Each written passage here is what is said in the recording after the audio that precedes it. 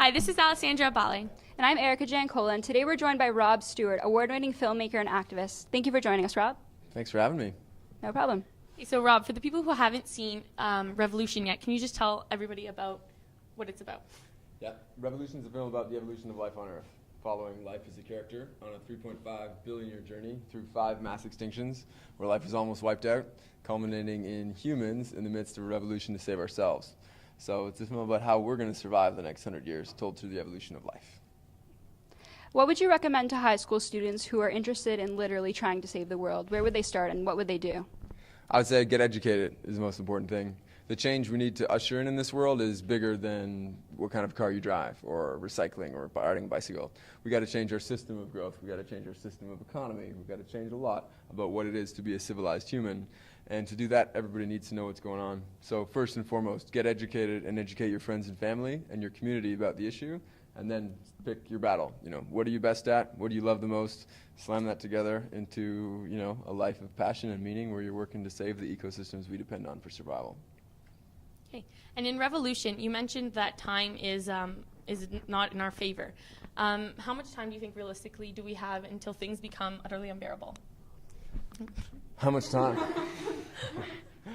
We're in a really delicate decade right now where we've got to make some decisions now as to our survival. Already 75% of the forests are gone, 90% of the big fish are gone, 40% of our greatest oxygen producer, phytoplankton, is gone.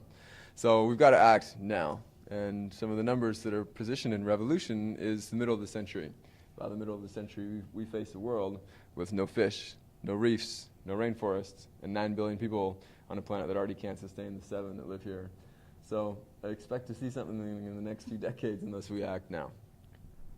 What has inspired you to become the voice of the oceans and humanity?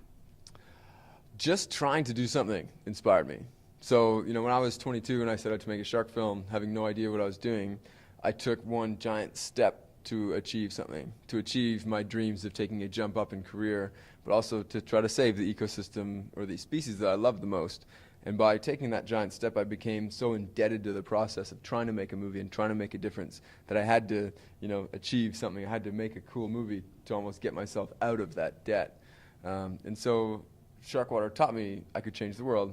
Once people were educated, they would do different things. They would turn away from this soup for the sake of our survival and the survival of one of the longest lasting, most important predators the planet has. Okay, and how can we spread the message that action needs to be taken sooner than later? Show everybody you've ever met Revolution. Yeah, we honestly, all this information is out there in the public. It's out there in scientific journals, it's out there in magazine articles, but people aren't digesting it. So what our role is to try to convert science into art so that people will digest it. We got to sort of bait and switch in a way, like, here, look at this pretty glitzy movie, and while they're watching it, then you hammer them with information. And I think that information has the power to change us and morally bind us to each other to make better decisions. You've been referred to as an environmental inspiration and hero. How do you feel about that? Awesome. As a kid, I wanted to be a superhero.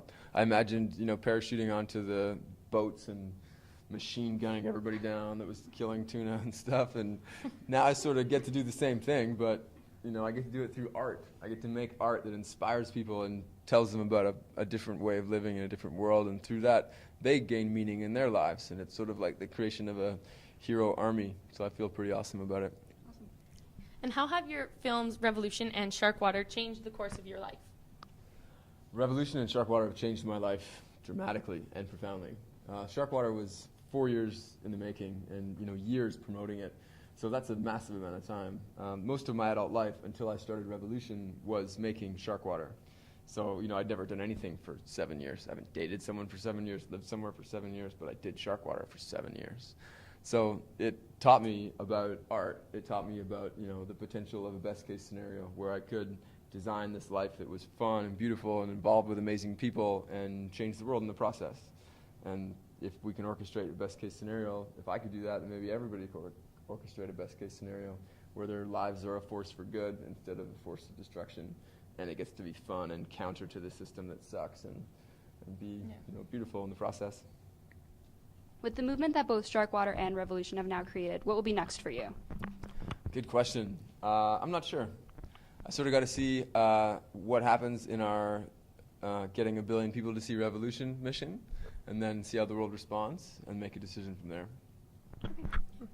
And Ralph, we'd like to thank you for coming and interviewing with us on MicTV. And and this is Alessandra and Erica for MicTV.